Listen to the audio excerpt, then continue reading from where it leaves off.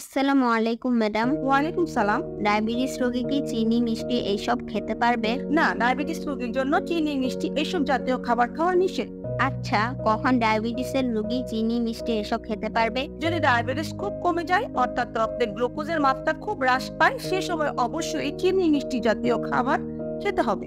আমি কি করে বুঝবো রক্তে গ্লুকোজের মাত্রা খুব কমে গিয়েছে? যদি কারণ ছাড়া হঠাৎ ঘামতে থাকে, বুক ধড়ফড় করতে থাকে, হাত পা শরীর কাঁপতে থাকে, হঠাৎ মেজাজ খিটখিটে হয়ে যায়, অস্থিরতা বোধ করেন, দুর্বলতা অনুভব করেন, যদি অবসাদগ্রস্ত হয়ে পড়েন, কাজকর্মে হঠাৎ মনোযোগের অভাব দেখা দেয়, স্বাভাবিক চিন্তা শক্তি কমে যায়, রোগী জ্ঞান হারা অথবা অজ্ঞান হয়ে যায়, অজ্ঞান অবস্থায় চোখ বন্ধ অথবা মুখ খোলা থাকে, অথবা রক্তে চিনির মাত্রা 3.9 ও তার চেয়ে কম থাকে, তখন আপনি বুঝবেন যে আপনার ডায়াবেটিসের পরিমাণ কমে গেছে। আচ্ছা ম্যাডাম, কিভাবে ডায়াবেটিসের পরিমাণ অতিরিক্ত কমে যেতে পারে? যদি প্রয়োজনের অতিরিক্ত ডায়াবেটিসের ওষুধ সেবন করেন, ডায়াবেটিসের ওষুধ সেবনের পর নির্দিষ্ট সময়ের মধ্যে খাবার না খান, যদি খালি পেটে ব্যায়াম করেন অথবা মাত্র অতিরিক্ত ব্যায়াম করেন, এছাড়াও আরো কিছু অবস্থা আছে যেখানে ডায়াবেটিসের পরিমাণ কমে যেতে পারে।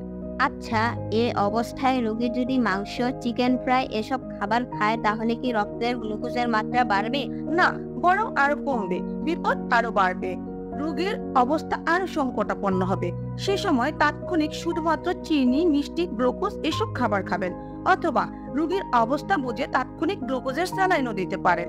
মনে রাখবেন, চর্বিহীন প্রোটিন, জটিল কার্বোহাইড্রেট, অল্প অল্প করে কিছুক্ষণ পর পর ফাইবার সমৃদ্ধ খাবার খাওয়া রক্তে গ্লুকোজের মাত্রা নিয়ন্ত্রণ করতে সহায়তা করে।